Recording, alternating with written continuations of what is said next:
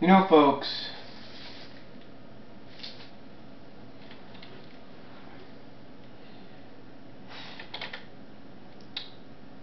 I'm sorry if I'm spacing out here a little bit. I'm pausing. I'm working on my mom's paper at the same time. But, you know, a lot of people, I've mentioned this many times before, and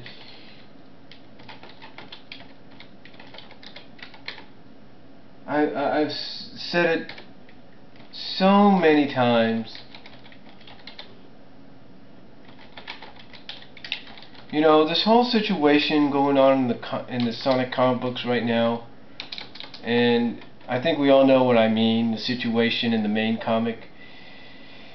I don't know exactly what's going to happen, to be honest. I don't know what's going to happen, and neither does anybody else.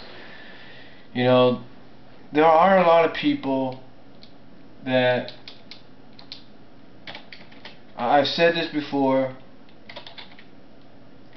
and I say it again, there's a lot of people, kind of half and half if you will, kind of like 40% here, 40% there, and 10% in the middle, that kind of are up and down about this whole situation. You know, the 40% that's 40 or 50%, whatever you want to call it, that's for what has happened, is because basically they want it to be more like the games. And you know, if you grew up with the games, mainly being a fan of the games or anything that's game related or more accurate to the games, then yeah, you're going to want the comic, the main comic, to be more like the games. And you know, if you look at it from their standpoint, you can't really blame them. I mean, as a matter of fact, there's a petition here that, you know, from some diehard fans of the games that want Sega to take away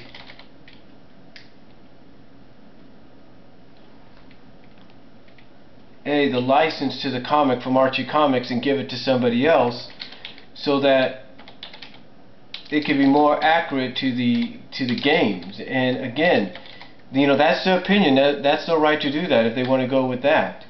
But then on the other hand, you have the other 40-50% that are not happy about what is done, what, you know, the head writer has done, and hoping either he'll have to really step up and make up for what he's done, or either he's going to have to just be removed entirely from the book itself, not from employment at Archie Comics, but just from the book itself because of what he's done. You know, in fact, there's somebody on my YouTube channel that has said that basically in a comment they gave towards me, or actually a response they gave to another user, that user being the Ezekiel 300, who I've mentioned before. This person, called the Sonic Sally Forever, basically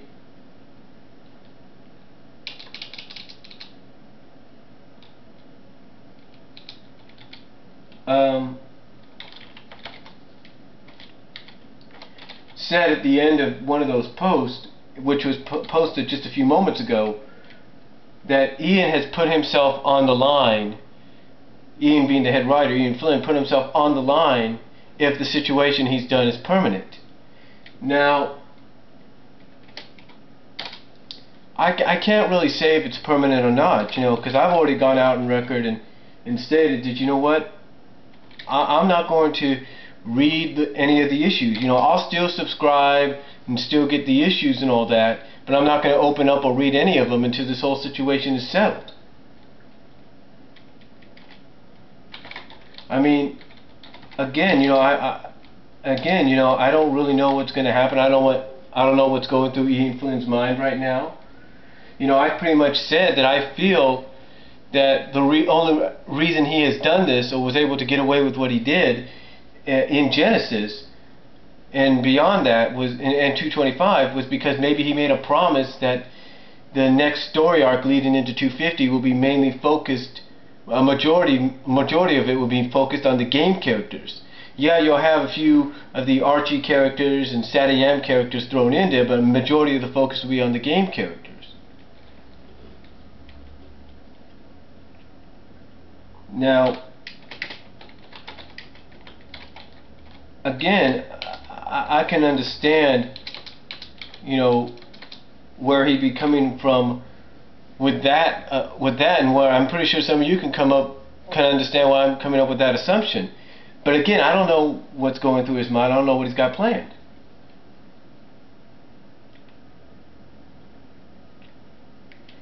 All I know is, right now, what he's done is become very controversial. You know, this same person that posted to Ezekiel posted to me as well, and if I can find those posts again, I can read them to you real quickly. This is from that Son Alley Forever. They said, this is what was directed towards me. They said, I believe that Flynn did say that 250 will be big, but not the final issue. But this is what Son Alley Forever said to me in response to what I said in this video I put up. They said that I may be right about the Sega characters getting more spotlight, but as they kind of add in, maybe too much. And then they also tell me, also at least the majority, if not the vast or near unanimous majority, did write complaint mails to Archie at least. PK, that being Paul Kaminsky, did say he read around 4 million Save Sally letters and an occasional kill her off. Yeah, how can you read 4 million? Maybe you had people reading it for him, I don't know. But then this person ends it by saying, however, it appears that the responses could be best described in these two simple words: troll baiting. Now, they could be right about that.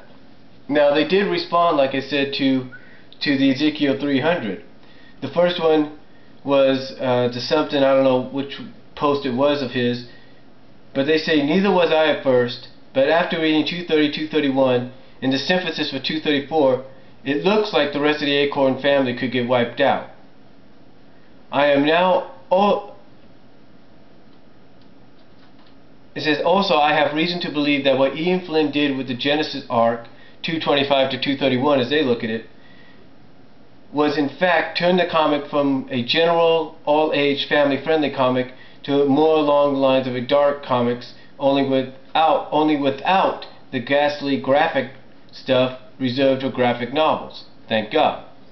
Hopefully Ian Flynn will fix things by 250, because he is, and they do give him some good critique here, because he is by far the best writer for Sonic the Hedgehog, and I wouldn't want to see him go. But at the same time, he did put himself on the line with what he did in the eyes of many, if it's permanent. So basically, what this fan is saying is that he basically jumped out of the frying pan and into the fire. So the only way he's going to be able to jump out of that fire and survive that fire is to come up with is to fix what he's done. Now again, this is where you got that majority of fans that are game fans that want the comic to be licensed done by another comic company, because they want it based more on the games. And then this is also where you got the fans that are like, hey, we don't like what he's done, we want him gone. And you know, we're just gonna have to see what happens.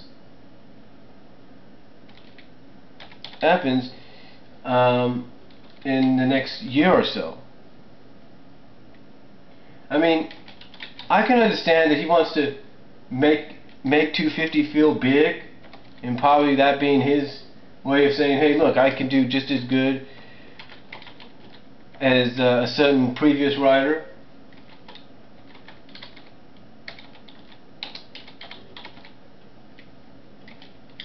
But again, we don't know that.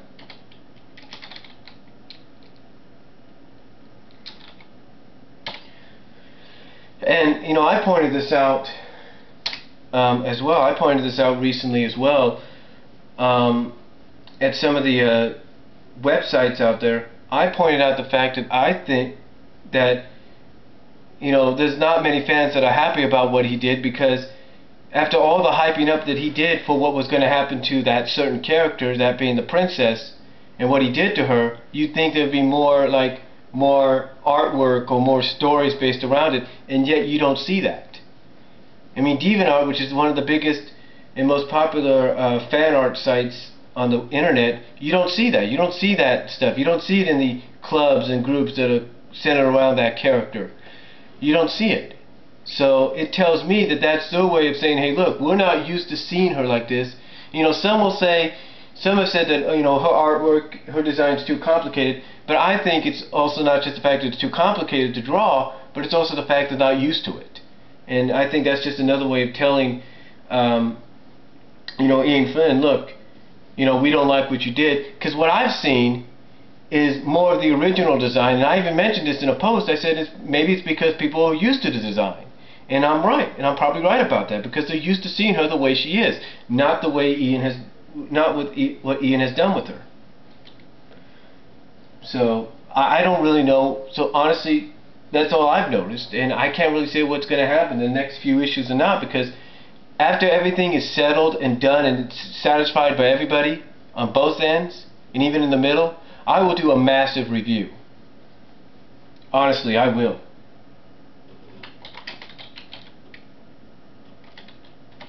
So again, I don't know what he's got planned, but all I know is that you got all these different sides talking and saying things. People petitioning for the comic to be licensed and done by another comic company.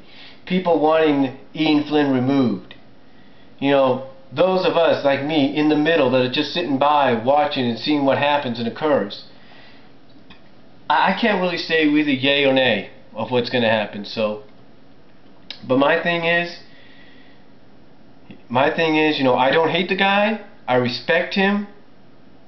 All I can say is right now, though, he's, as Son Ali Forever has said, he's put himself in a situation where he's put his ass on the line.